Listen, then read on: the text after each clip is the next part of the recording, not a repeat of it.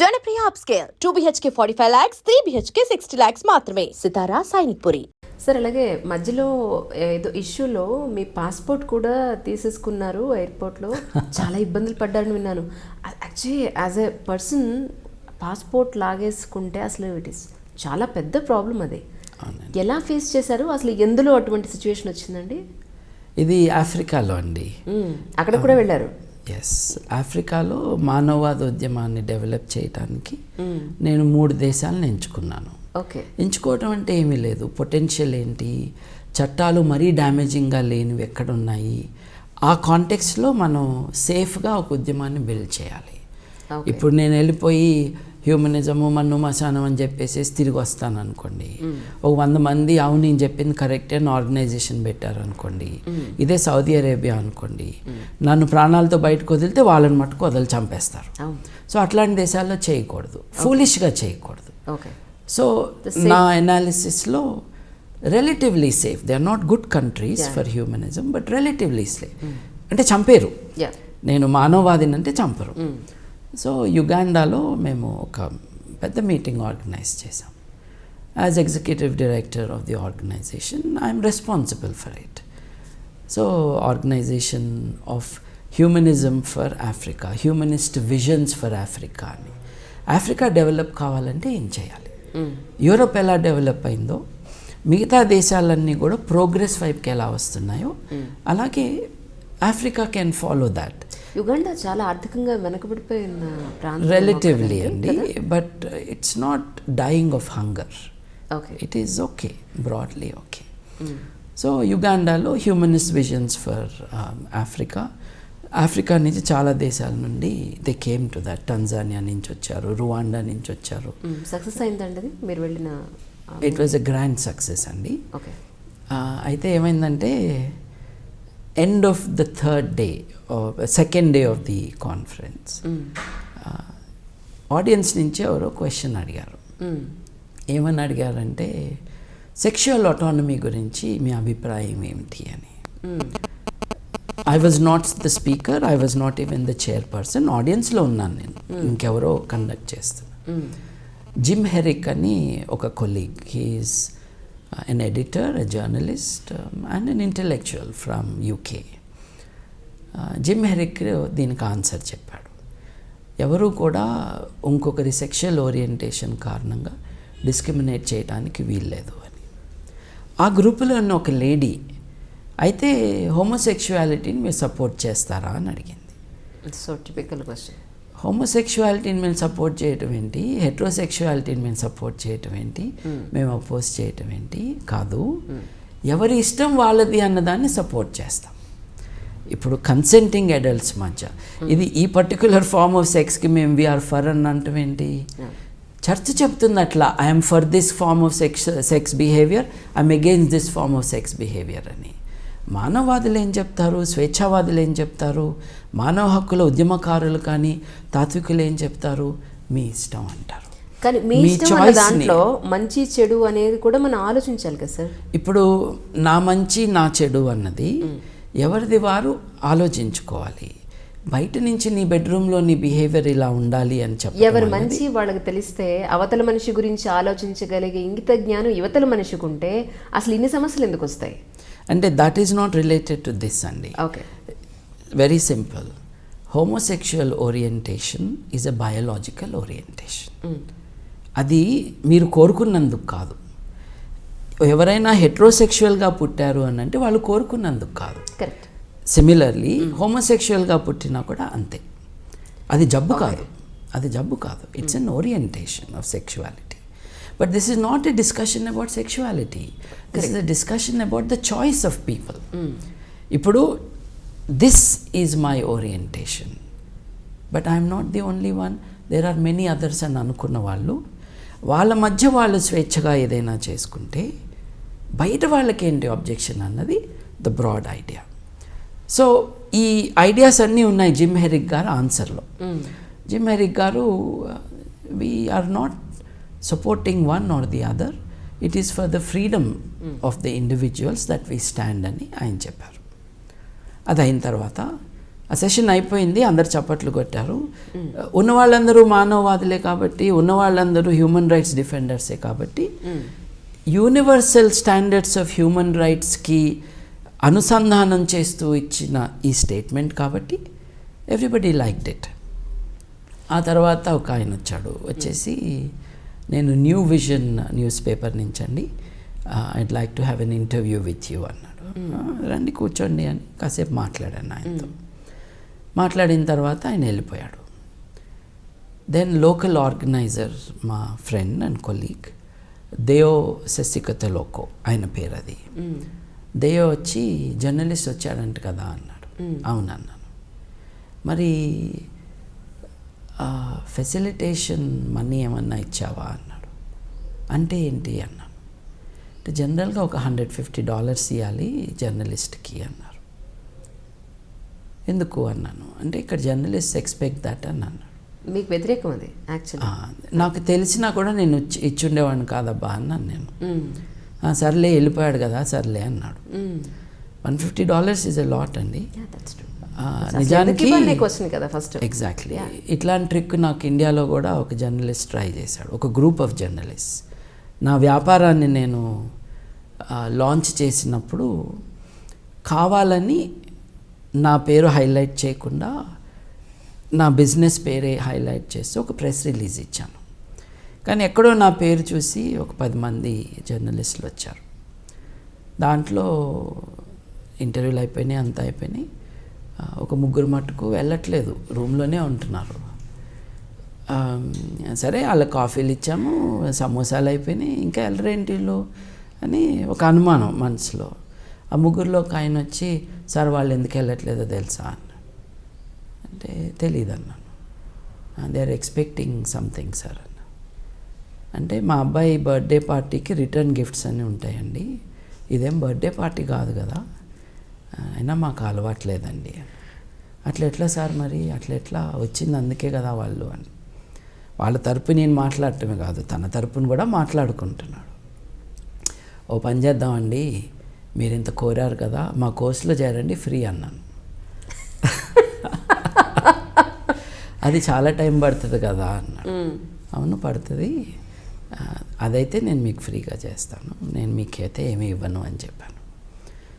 తలదించుకుని వెళ్ళిపోయారనమాట. So ఇదేమి మన దేశంలో కొత్త ఏం కాదు, బట్ అక్కడ $150 అన్నది ఇట్స్ బిగ్ అమౌంట్ అండి. సో ఇవ్వలేదు, అయిపోయింది. అది it's a large hotel. Uganda is a beautiful country అండి.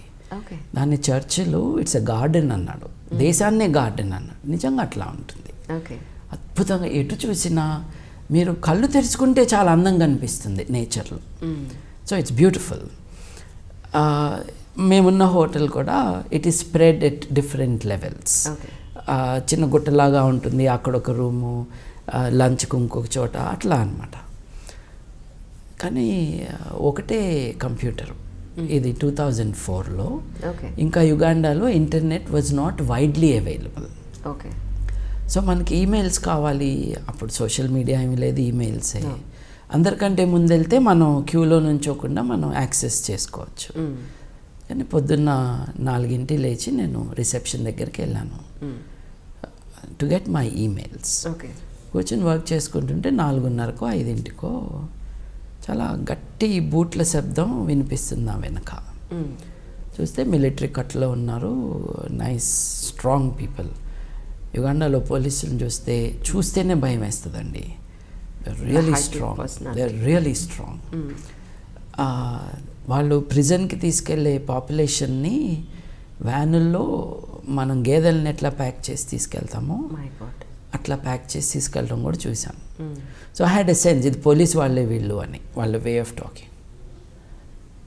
What is this international humanist and ethical union man అన్నాడు అనమాట అక్కడ రిసెప్షనిస్ట్తో. వామ్మో ఇదేదో మనకే ఉంది టార్గెట్ అని చూస్తున్నాను. అంటే వాళ్ళు ఈ రూముల్లో ఉన్నారు, అక్కడ ఉన్నారు అంటే, ఓహో టైం ఫర్ ఎ లాంగ్ వాక్లే మనకి. కానీ కంప్యూటర్ కట్టేసి మా సీనియర్ లీడర్ ఒక ఆయనకి చెప్పి, ఇవాళ మనం కొంచెం అటు ఇటు తిరిగితే మంచిదేలే అని I went away from the hotel. ఆ మాత్రం తెలివి ఉండాలిగా, చూసాము, మన పేరు గట్టిగా చెప్పటం విన్నాము. సో నేను సాయంత్రం దాకా రాలేదు. Then next day Uganda's government own newspaper New విజన్లో సెంటర్ పేజ్ ఎడిటోరియల్ పక్కన హోమోస్ ఇన్వేడ్ యుగాండా అని హెడ్డింగ్తో పెద్ద ఆర్టికల్, కింద కార్టూన్. కొన్ని రోజుల్లో Commonwealth heads of government conference జరగబోతుంది. ఈ కాన్ఫరెన్స్ ముందు వచ్చారు కాబట్టి వదిలేస్తున్నాము, ఈ కాన్ఫరెన్స్ అయినాక పెట్టండి మీ సంగతి తెలుస్తామని కార్టూన్లో వార్నింగ్.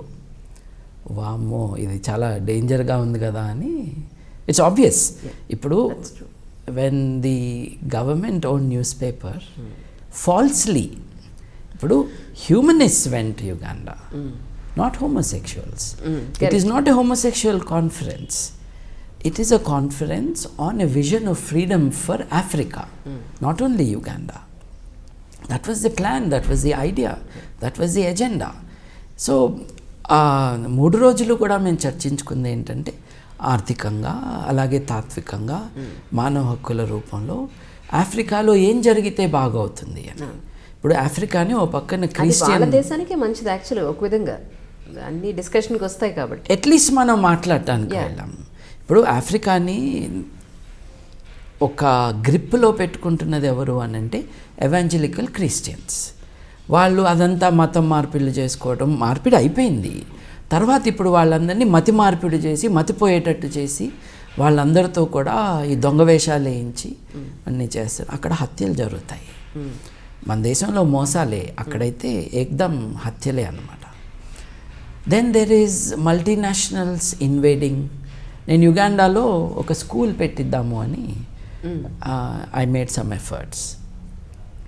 అయితే ఆ స్కూల్కి ల్యాండ్ కోసం వెతకడానికి మేము వెళ్తూ ఉంటే ఒక గుట్ట చూపించి, గుట్ట కొనుక్కుంటావా $10,000 అని అడిగారు నన్ను. అంటే దేశాన్ని అమ్మకానికి పెట్టారు అని అర్థం. ఇదంతా ఎవరు చేస్తున్నారు? ఈ నియో లిబరల్ పాలసీస్ కోసం, గ్లోబలైజ్డ్ క్యాపిటలిజం కోసం, క్రోనీ క్యాపిటలిజం కోసము దేశాన్ని తాకట్టు పెట్టడానికి రెడీ. ఇప్పుడు మనకి గనున వ్యాపారం ఎట్లాగో అటువంటి వ్యాపారమే అక్కడ కూడా జరుగుతూ ఉంది. So that is a situation. So ఈ greedy capitalist invasion of African countries, greedy spiritual invasion of Africa, వీటన్నిటినీ తట్టుకుని ఆఫ్రికా ఎలా పైకి రావాలి, that was the main concept. ఇప్పుడు Africa is the world's mother land. అసలు మానవాళి పుట్టిందే అక్కడి నుంచి అని అంటున్నాం. అలాంటిది ఆ తల్లి ఖండాన్ని ఇట్లా వీళ్ళు ఎక్స్ప్లాయిట్ చేయటం అన్నది తప్పు అన్నది పాయింట్. తర్వాత నెక్స్ట్ డే మార్నింగ్ పేపర్లో వచ్చేసింది. అంతా బీభత్సం అయిపోయింది. వీళ్ళంతా వచ్చారు ఈ దేశాన్ని ఏదో చేసేస్తున్నారని. సరే ఇక కామ్ డౌన్ అయిపోయి మనం, అంటే మా ఆర్గనైజర్కి కంపాలా పోలీస్ కమిషనర్ బాగా తెలుసంట. ఫోన్ చేసి అట్లా కాదు, ఈయన పేరు ఇది, ఈయన డైరెక్టరు, ఆయన పేరు అది, ఆయన ప్రెసిడెంట్, వీళ్ళ హిస్టరీ ఇది, they are not here to create any nuisance అని వీళ్ళు చెప్పటం. నో యాక్షన్ వాజ్ టేకెన్ అండి. నార్వీజియన్ అంబాసిడర్ గారు ఒక డిన్నర్ అరేంజ్ చేయటము, అక్కడికి వెళ్ళటము, ఇట్లాంటి it was a high level meeting with good connections and good result. దీని తర్వాత నైజీరియా వెళ్ళాలి. నైజీరియాకి నేను I went to Nigeria. Nigeria నుంచి ఇథియోపియాకి వెళ్ళాలి. అంటే ఈ ఆఫ్రికా ఖండానికి ఇటు సైడో దేశం, అటు సైడో దేశం ఇథియోపియా ఉంది. So I finish my meetings in Nigeria. Nigeria అన్న దేశం నేను 3 సార్లు వెళ్ళానండి. గుండె చేతిలో పెట్టుకోవడం అంటారే, అదనమాట. ఆ దేశంలో అంత బిక్కుమంటూ ఉండాలి. అందరి దగ్గర తుపాకు ఉంటుంది, మన దగ్గర తప్పించి ప్రతి ఒక్కరి దగ్గర. ఈ రోడ్డు సేఫ్, పక్కకి వెళ్ళొద్దు అంటాడు అనమాట. ఎందుకు అని అంటే అక్కడ చంపేస్తారంటారు. So it's very dangerous situation. So I went to Nigeria. అక్కడ గవర్నర్ గారు, ఆ స్టేట్ గవర్నర్ గారితో ఒక conference, meeting. We had a very good conference there. Tai Solarin అని ఒక గొప్ప morally upright humanist in Nigeria.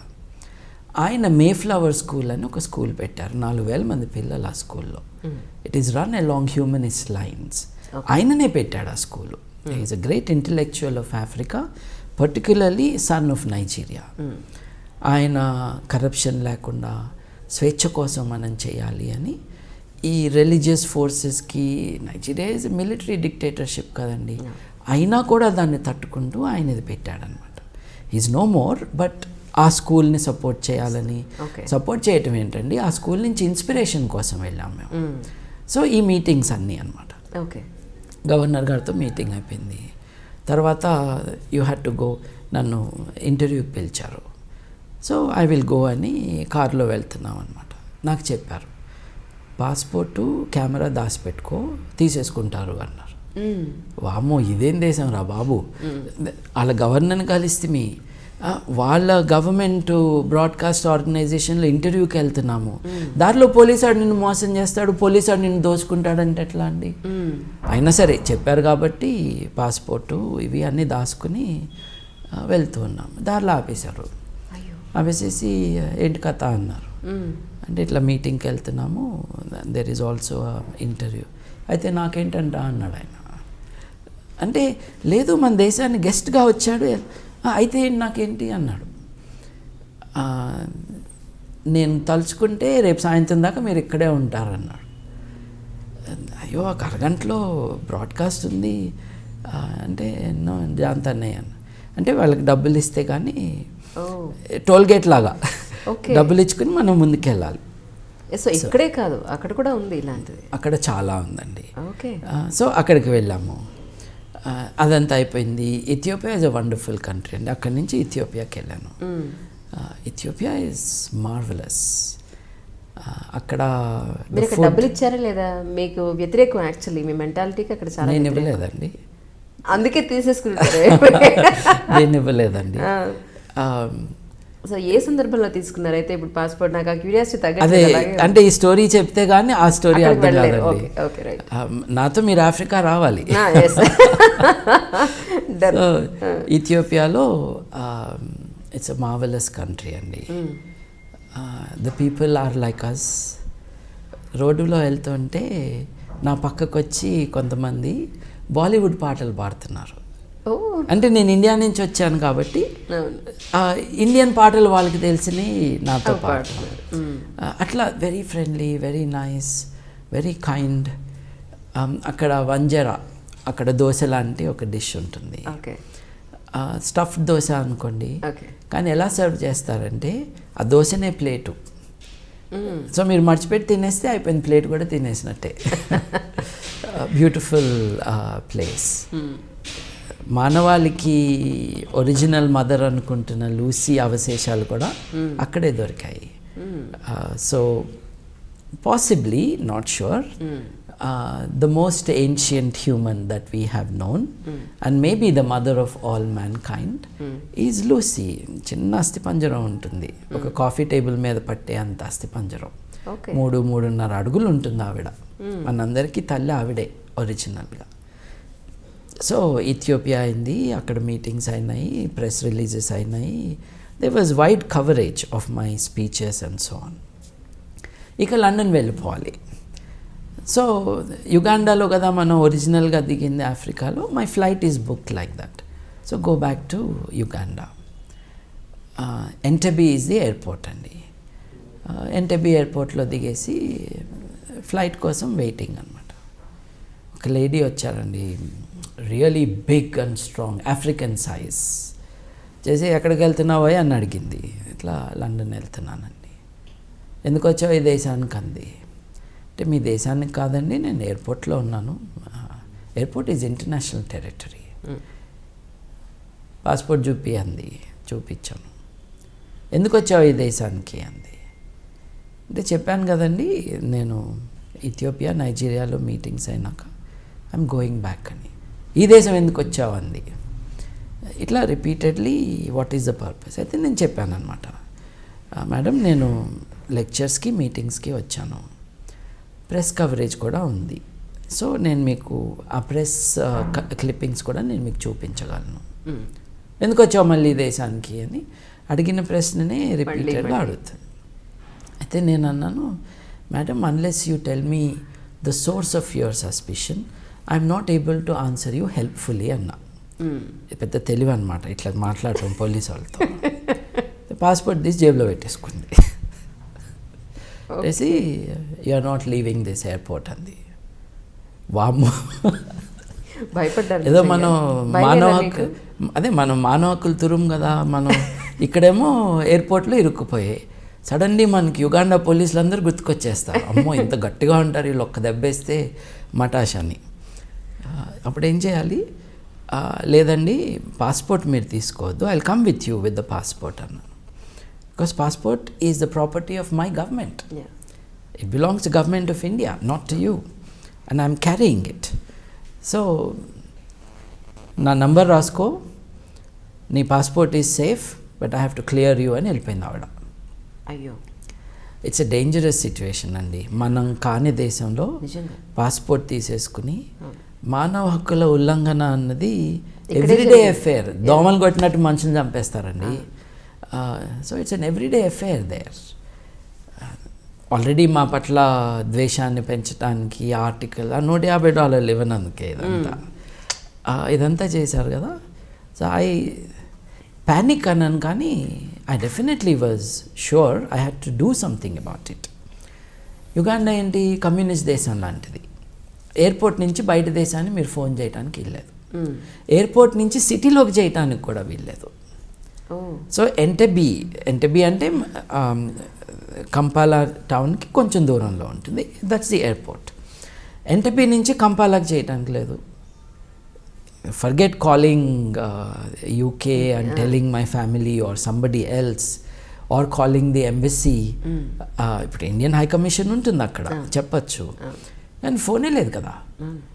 You can call. నా mobile phone ఏమో ఛార్జ్ అయిపోయింది.